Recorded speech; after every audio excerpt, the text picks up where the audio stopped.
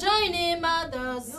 Yeah, your Shalazanzi, Inulasa, my Shalazanzi, Inulasa, my Shalazanzi, Inulasa, my Shalazanzi, Inulasa, my Shalazanzi, Dinaminia, joining mothers. Venice Arts is a program that serves mostly at-risk, low-income youth to try and help give kids an early start on maybe getting a job in the field, particularly in Los Angeles in the film industry, or in journalism, or in photography. And this is our second time in South Africa. We came here to do a project around the issue of HIV/AIDS, health issues, and poverty is part of that, to try and bring a message to a larger audience. I came with a group of photographers to work with women affiliated with the Mothers Program on a documentary project where the women learn how to use photography, learn how to use the cameras to tell the stories of their own lives. We introduced them to the use of cameras so that they could document, in the documentary tradition, their world, to show the larger world about their struggles. When I first I brought out one camera to kind of give an overview, and they couldn't wait to get their hands on their camera. And because we had a limited amount, we had to have, and we had more women than we anticipated, but so we had to share, and there was the, you know, when is it my turn? Which was great. They were really, really, really enthusiastic.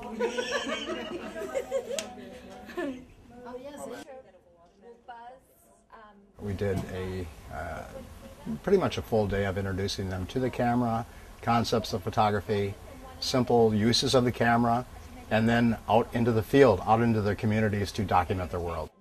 You're going to take pictures. We call them environmental portraits. You're going to take pictures, a beautiful picture of each other, as we did here. I actually read a piece in the Los Angeles Times about Mitch Besser, who is the founder of the Mothers Program. Their focus is really on empowering women, that it peer-to-peer support, both to prevent new transmission to the women's babies for pregnant women, but also to help the women live positively with HIV. And I certainly knew about the power of that kind of program and support in the United States, and I thought it was really quite extraordinary also knowing something about the stigma of HIV and related to HIV in South Africa, that some of the women were willing to be out and forthright about their HIV status. I thought was very powerful.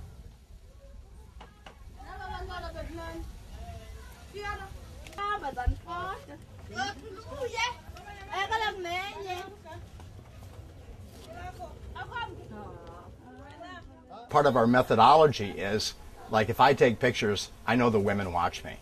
And the same with Giselle and Tiffany and Lynn. So, you know, they see us get down low. Okay, so pretty soon the women are doing this, getting down low. They see me try and get up high for a high shot. Then imitation, you know, imitation of these people who are here to teach us. And so day after day of this, the result of that is we have a profound body of work by the women.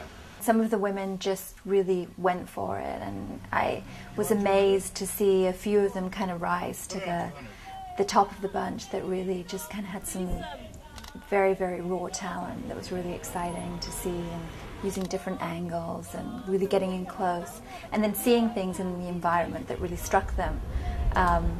I was very exciting to see. It was kind of a delicate dance, which was trying to understand what the women really found of interest and what they felt spoke to their lives. And then also drawing their eye to the things that I saw. And the other thing was just to help them to make the best pictures they could make, whatever the subject was. Are you on the 800? No. Yeah. You graduated. No, I want to change. Sorry. She has the flash on, 800 ASA. Graduate.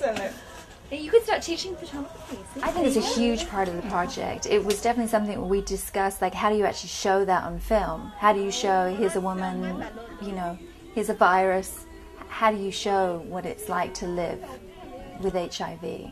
If we just showed these women's lives that it had to be part of the fabric.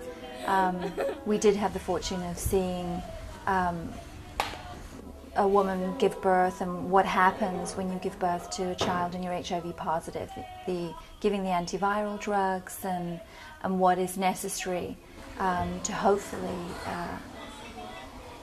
this child won't be HIV positive. It's difficult to show photographically, but I feel that we did. I think that we really showed these women's life, and that mainly for me, that you can be HIV positive, you can have a plan, and that you can have some kind of happiness in your life, and that you continue life because you continue to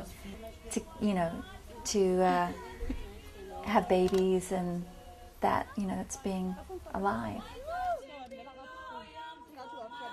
When I see a woman in a Gugalutu or one of the settlements out there, Mitchell's Plain or any of them, Khayelitsha, a woman walking down the road wearing a T-shirt that says HIV positive, I know that she's taking a risk with her life. If the wrong person doesn't like that T-shirt, that woman could be killed. So she's taking a profound risk, and the courage is remarkable, and the spirit of overcoming this dramatic adversity is profound.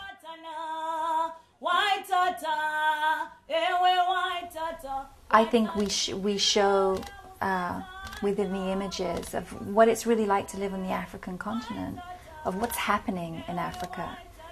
Something has to happen here. Something has to help this country, help this continent, with drugs, with education, with money. That it's not a way to live for these women, for the women I've met. It shouldn't be a way to live, truly.